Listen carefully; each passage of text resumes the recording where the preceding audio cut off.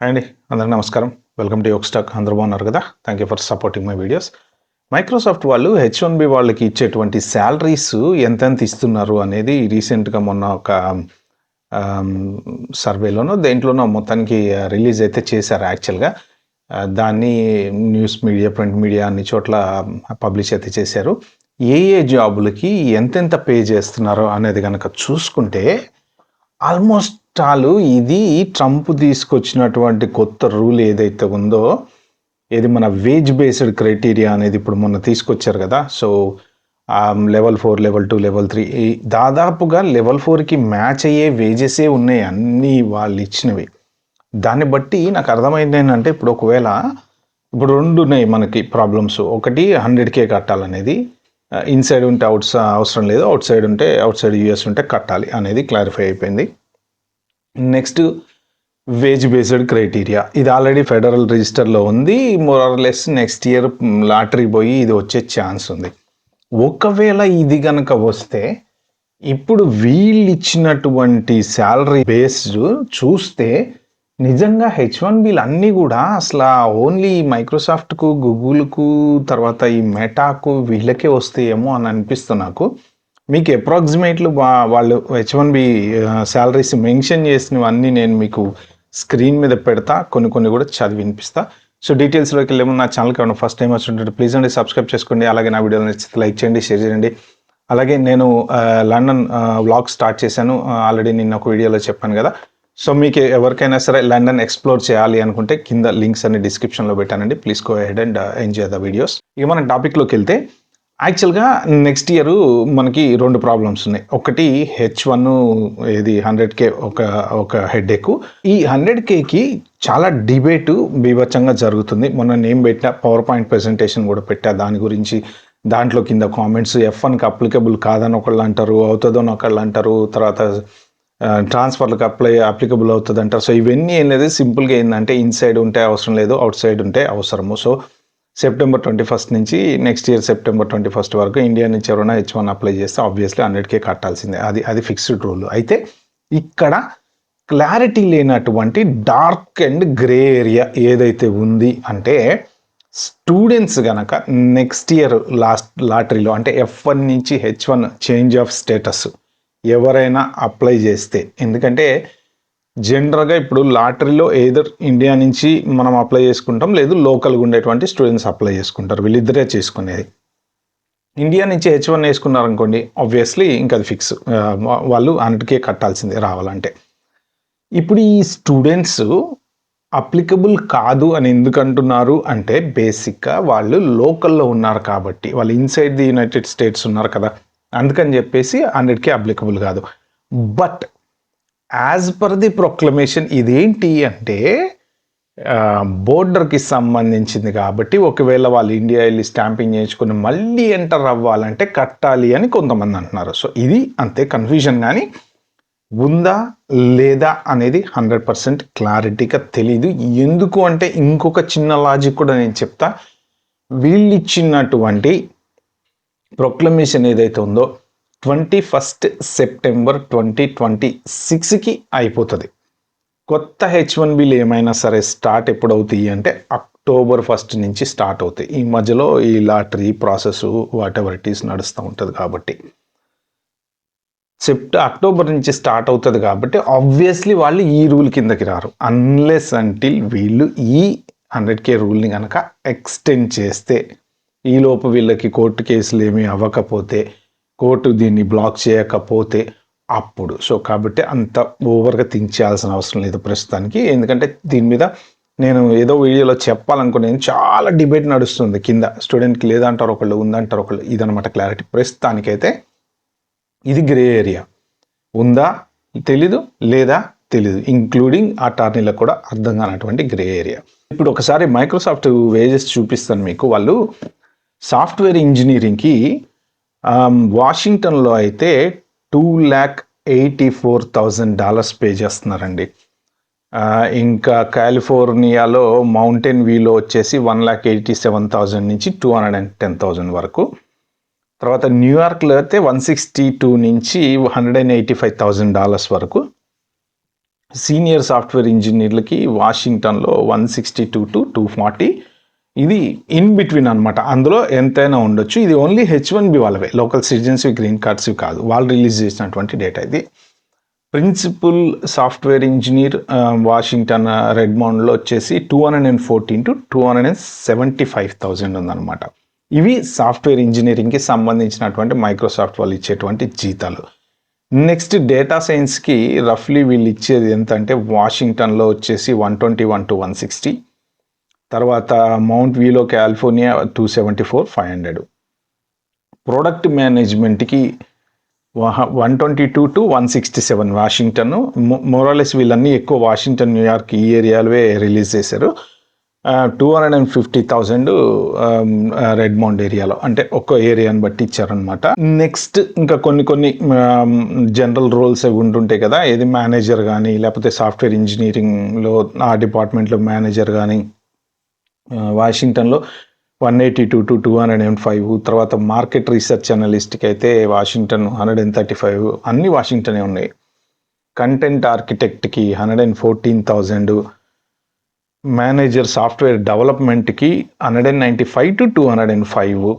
So senior content designer వచ్చేసి 168, account executive 155, business program manager వచ్చేసి 122, 144.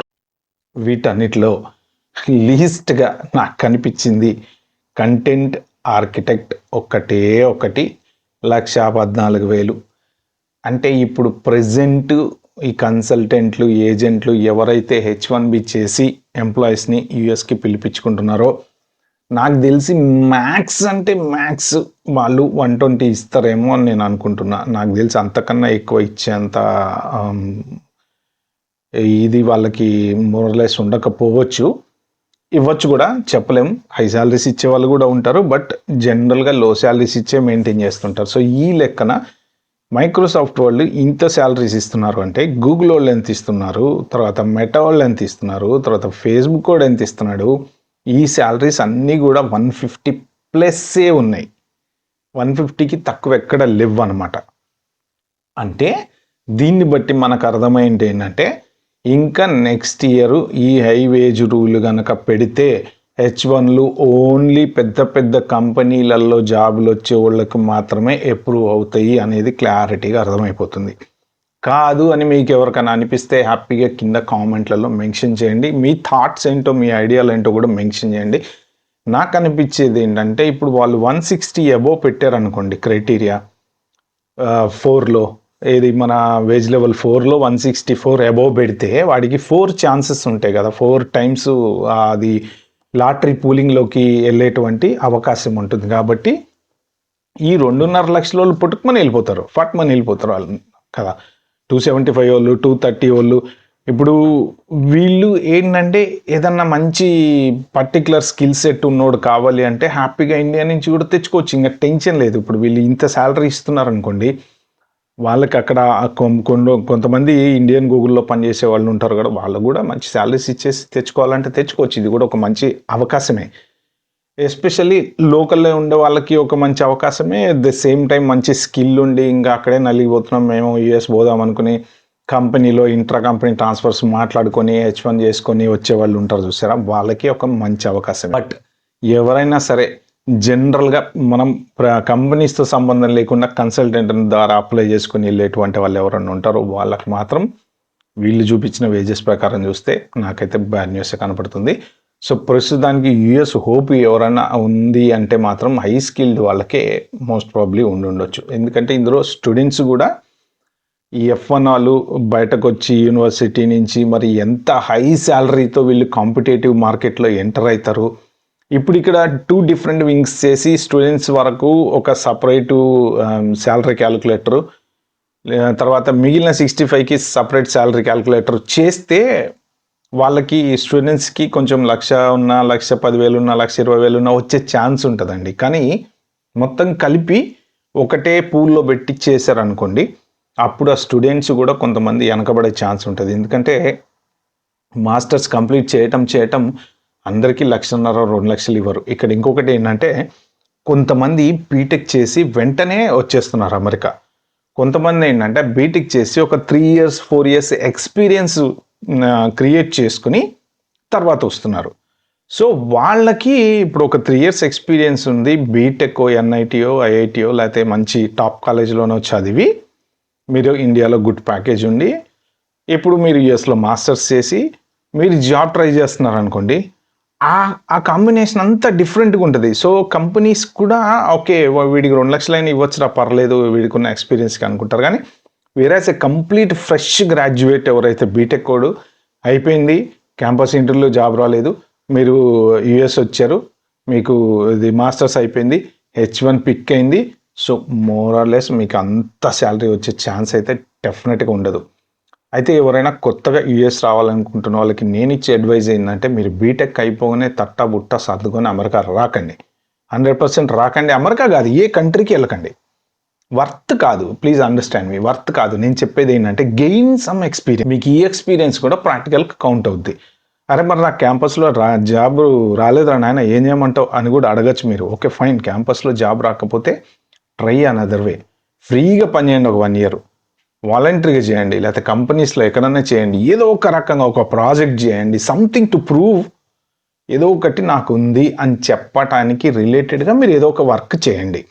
Job రాలేదంటాం ఇంట్లో కూర్చోవడం, లేకపోతే అమీర్పేటకి వెళ్ళేసి మన ఓన్లీ కోర్స్ నేర్చుకోవటం, సివిలు పెట్టుకుంటూ కూర్చుంటాం.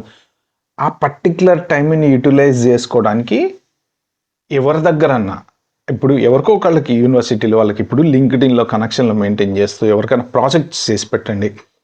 నాకు డబ్బులు ఏమొద్దు, నేను మీ ప్రాజెక్ట్ మీతో పాటు పార్ట్ అవుతా, మీకు హెల్ప్ చేస్తా, నాకు కూడా కొంత నాకు ఎక్స్పీరియన్స్ ఇస్తే సరిపోతుంది అని అలాంటివి కూడా మీకు ఎక్స్పీరియన్స్ కింద కౌంట్ అవుతాయి. ఎందుకంటే ఖాళీగా మీరు కూర్చుని ఒక ఇంటర్వ్యూ ఫేస్ చేసేదానికి, ఏదన్నా ఒక వర్క్ చేసి ఇంటర్వ్యూ ఫేస్ చేసేదానికి చాలా తేడా ఉంటుంది. ఎందుకంటే మీరు అక్కడ ప్రాక్టికల్ ఎక్స్పీరియన్స్ ఉంది కాబట్టి మీలో ఒక ధైర్యం అనేది ఉంటుంది ఏదైనా ఎక్స్ప్లెయిన్ చేసేటప్పుడు.